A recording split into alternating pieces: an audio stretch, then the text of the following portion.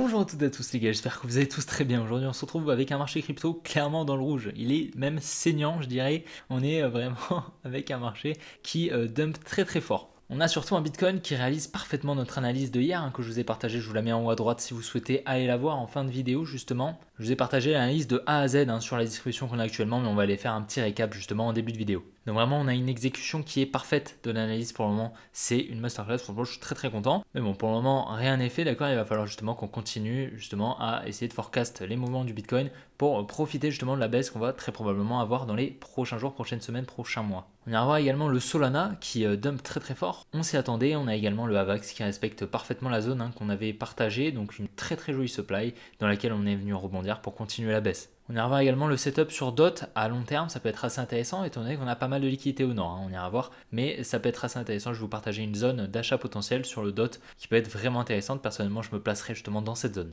Et donc les gars, dans tous les cas, j'espère vraiment que la vidéo vous plaira. Si c'est le cas, n'oubliez pas de la liker et de vous abonner si ce n'est pas déjà fait. Vraiment, la vidéo d'hier a extrêmement bien marché, c'est une de mes meilleures vidéos en termes de statistiques. Donc je suis extrêmement content, bienvenue au nouveau les gars. Et puis les gars, je vous embête pas plus, allez, bon visionnage.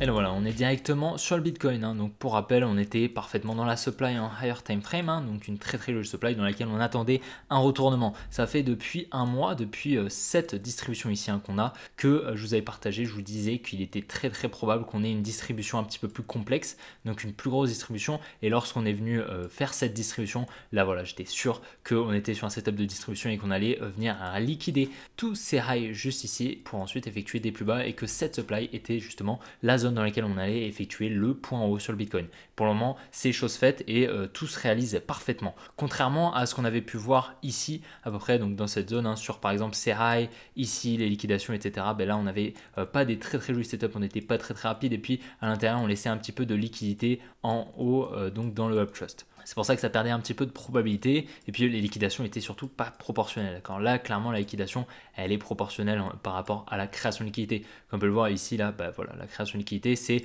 mon trait bleu ici et la liquidation, elle est assez grande pour venir récupérer toutes les liquidités, d'accord, par rapport à la proportionnalité. Donc ça se fait avec l'œil, avec l'expérience. Mais voilà, là, on est assez proportionnel. Là, si on avait fait ça, là, on n'aurait pas été proportionnel, d'accord, parce qu'il aurait resté énormément d'ordre au-dessus. Et par exemple, si on avait fait ça, là, on n'aurait pas été proportionnel en fait. On serait allé trop haut. Et en réalité, aller aussi haut, ça ne nous aura pas servi énormément, à part faire FOMO des gens pour venir récupérer en fait les liquidités au sud pour ensuite effectuer une plus grosse structure haussière. Mais là, ce n'est pas le cas. Clairement, la distribution et la liquidation est extrêmement proportionnelle. Je pense honnêtement que ce rail est protégé pour les prochains mois à venir. En tout cas, l'inverse m'étonnerait. Si par exemple on regarde les structures, ici on est passé bearish à partir de solo. Juste ici, la petite mèche qu'on a juste là en lower time frame, grâce à la lecture des mèches, on peut savoir que la structure est cassée à partir d'ici en higher time frame. Là, on est sur du H4.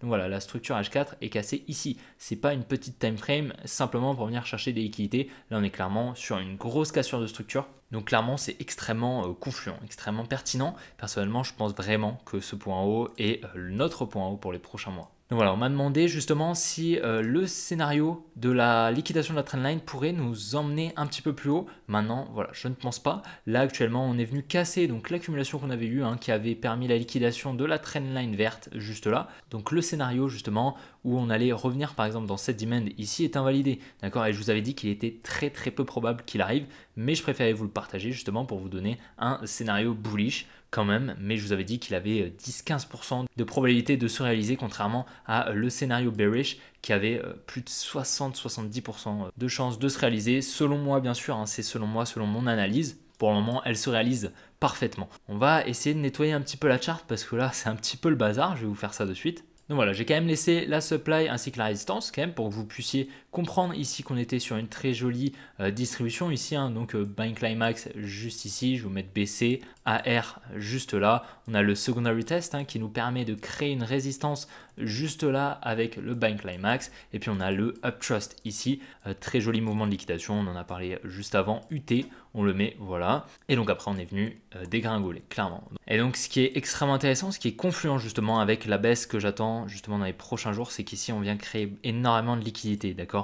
Donc ici comme vous le savez, on a juste là au niveau de l'automatic rally, on a notre trading range, donc notre TR.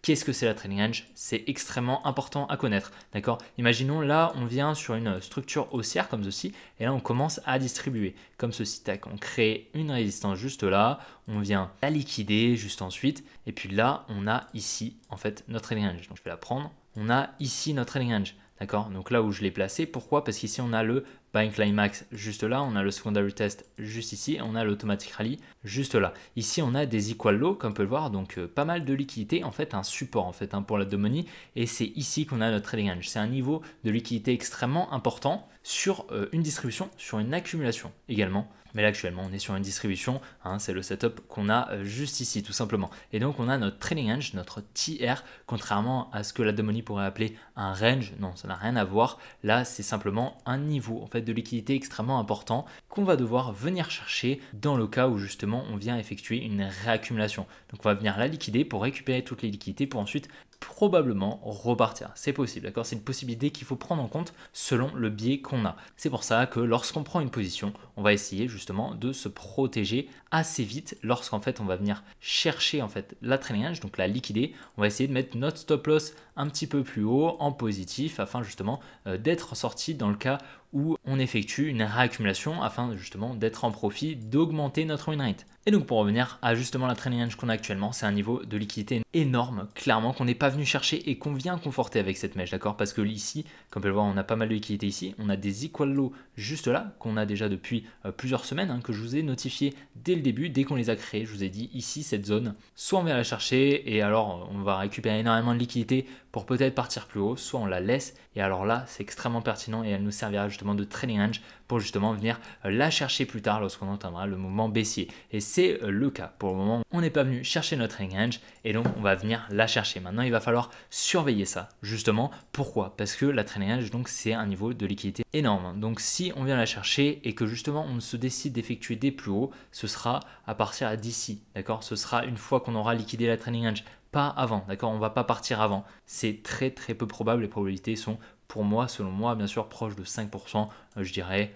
Voilà, elles sont vraiment très faibles. Donc on va attendre la liquidation de la trading range avant de faire quoi que ce soit. Pour le moment, il est toujours temps de prendre des shorts ici dans cette zone. On n'a toujours pas liquidé la trading range, donc pour moi, c'est assez pertinent de prendre des shorts honnêtement. Donc c'est pour ça que justement dans cette zone, je vais chercher des shorts. Je vais vous expliquer justement pourquoi je ne suis pas rentré. Vous allez bien rire, mais je vais vous expliquer ça tout à l'heure. Maintenant ici, comme vous pouvez le voir, on a une demand qui est assez intéressante, qui peut être intéressante pour nous, mais on a surtout celle-ci qui est pour moi, je pense, un petit peu plus intéressante que la précédente. Donc imaginons, on vient casser la trading range, c'est ce que je pense on va faire. On peut prendre appui par exemple dans cette demand pour effectuer un petit retracement, d'accord? Pourquoi un petit retracement? Parce qu'on va libérer énormément d'ordre, d'accord? Donc il va falloir retracer, effectuer mitigation, etc. Et ça prend du temps. Donc on va effectuer un mini retracement, ça peut être tout petit, vraiment, ça peut être un truc comme ça, un tout petit truc comme ça, mais on va très probablement avoir un petit rebond quand même.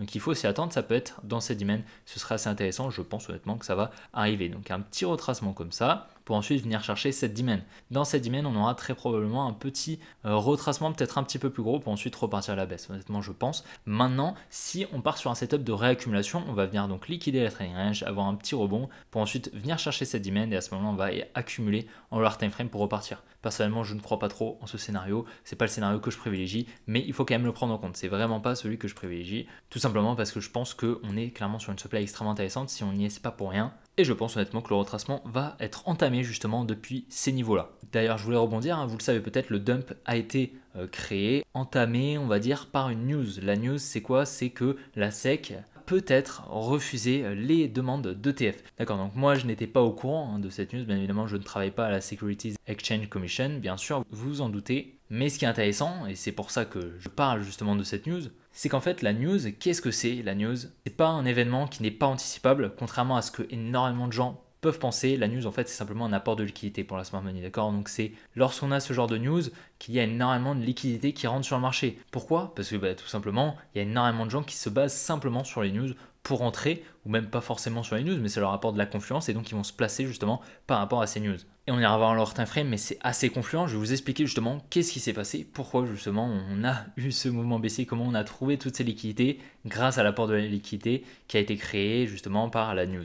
Mais la smart money anticipe bien sûr la news, elle la connaît, la news en avance contrairement à nous, mais nous on va pouvoir l'anticiper cette news sans forcément la connaître, simplement parce qu'on va arriver à lire justement les traces de la smart money, les setups qu'il crée justement pour piéger ces deux monnaies, récupérer les ordres afin de se placer en amont. Et c'est pour ça que sans même connaître la news, on peut se placer dans le sens de la news sans forcément la connaître. D'accord? Donc là, on attendait un mouvement baissier. Je vous l'ai partagé hier, on ne connaissait pas la news. Ça fait un mois que j'attendais justement donc, la liquidation de cette résistance pour ensuite venir effectuer notre Up Trust. Et je vous avais dit quoi? J'avais dit les gars, je vous avais dit ça m'étonnerait qu'on aille chercher les 46 000.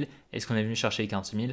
On n'est pas venu chercher les 46 000. Parce que sinon, la liquidation n'aurait pas été assez proportionnelle, elle aurait été trop grande, tout simplement. Et c'est exactement ce qui s'est passé. On n'avait aucun intérêt d'aller plus haut. S'il n'y avait pas d'ordre à venir récupérer, très peu. Clairement, la majorité, c'était juste au-dessus de ces highs, d'accord? Et le peu qu'il restait, c'était autour des 45 900. Mais aucun intérêt d'aller plus haut, tout simplement. Mais voilà, ça fait extrêmement longtemps qu'on attend cette liquidation pour ensuite effectuer le mouvement baissier. Donc assez content, mais je suis très déçu de ne pas avoir pu me positionner, mais je vais vous expliquer ça de suite. Donc voilà, je vous avais dit que ce high était très probablement protégé. Pourquoi? Parce que ici, comme vous pouvez le voir, on était venu donc créer une trendline qu'on était venu liquider ici. Donc la smart money a pu injecter énormément d'ordre en vente, lui permettant ensuite de spéculer à la baisse donc sur le mouvement baissier qu'on a actuellement. Maintenant, ce qui est extrêmement intéressant, c'est ça. Ici, qu'est-ce qu'on a? On a une énorme résistance. Qu'est-ce que c'est pour la Domini? Cette résistance, c'est une raison valable justement pour elle, pour short, en plus avec la confluence de la news, d'accord? Donc la news, je ne sais pas trop quand est-ce qu'elle est tombée, elle a dû tomber par là, d'accord, dans cette zone. On est venu chercher tous les stop-loss présents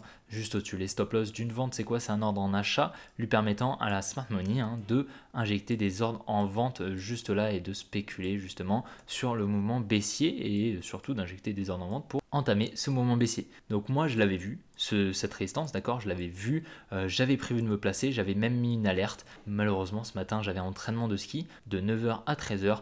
Et le moment de liquidation, les gars, il est arrivé quand? Pile quand j'avais entraînement. Je suis extrêmement dégoûté, c'est pas grave, de toute manière, bon bah voilà, j'avais pas moyen de me placer pendant l'entraînement, c'est comme ça, mais c'est pas grave, d'accord?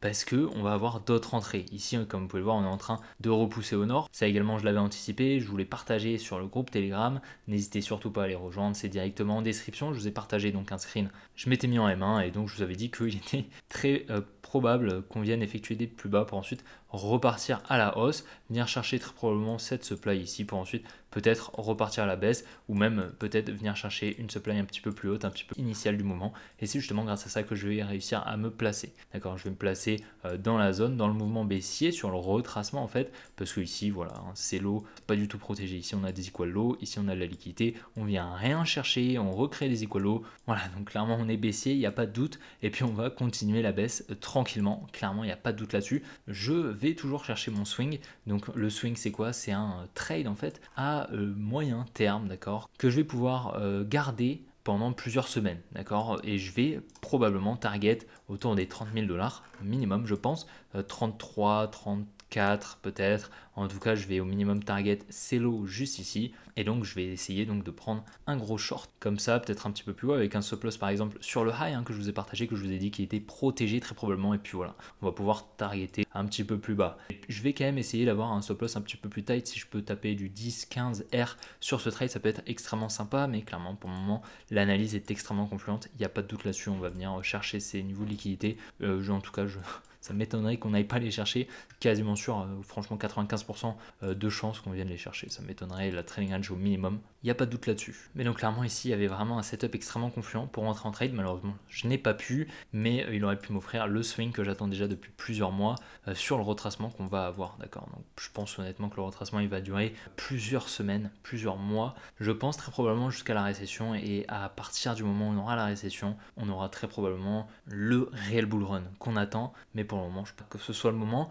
et je pense qu'à présent on va venir retracer tranquillement afin d'avoir un marché sain, que la smart money puisse injecter à la hausse tranquillement ses ordres et puis qu'on puisse profiter pleinement de ce bull run. Pour le moment je pense pas que le timing soit le bon, pour profiter justement de ce bull run. Clairement, on n'a toujours pas l'halving et il y a beaucoup de gens qui pensent déjà qu'on va aller chercher un nouvel ATH, mais je vous le dis clairement, c'est très peu probable, honnêtement, je n'y crois pas du tout. Et donc voilà, on est sur notre Solana, donc parfaite exécution depuis le top juste là. Donc pour petit rappel, on était ici à peu près, d'accord, on avait ce triangle de compression, je vous avais dit qu'il serait intéressant de venir chercher à la hausse, c'est ce qui s'est passé. Une fois qu'on était venu chercher à la hausse, j'avais dit qu'on allait venir chercher la trendline basse juste là parce qu'on avait des liquidités. Et puis dans la fractalité ici, dans le uptrust en fait de cette distribution, on avait une distribution fractale, d'accord, et je vous avais donné gratuitement les gars sur la chaîne YouTube et sur le groupe Telegram le top à 125 $, et c'est ici que j'ai pris mes profits. Honnêtement, très joli move de ma part, je suis très content, c'est vraiment dans cette distribution. Vous le savez,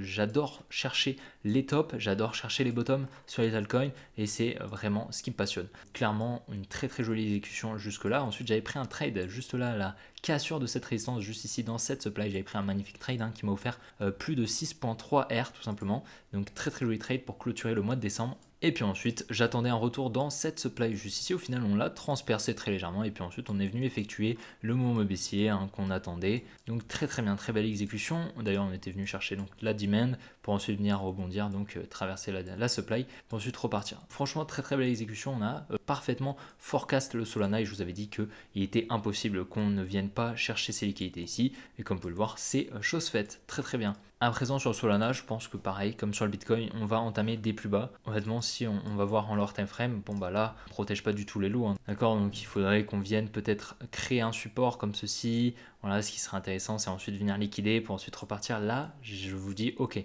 Là, ce qu'on est en train de faire, c'est juste créer un peu plus de liquidité comme ça, sans venir chercher. Donc, on vient créer énormément de liquidité. On va venir tranquillement la chercher. Au sud, clairement, je ne pense pas qu'il soit possible qu'on vienne effectuer des plus hauts à partir d'ici. Maintenant, jusqu'à où on va pouvoir retracer sur le Solana, bah écoutez, déjà, ce niveau de liquidité, ça m'étonnerait qu'on le laisse. Et puis, on a tous ces lots ici qu'on va venir très probablement chercher, je pense, pour effectuer une plus grosse structure en higher time frame. Donc, on a cette demand ici, donc la demand des 44 $, qui est pour moi extrêmement pertinente. Maintenant, comme vous pouvez le voir, je vous ai mis le profil de volume à gap fixe et donc il nous donne un max volume level juste là au niveau des 58 $.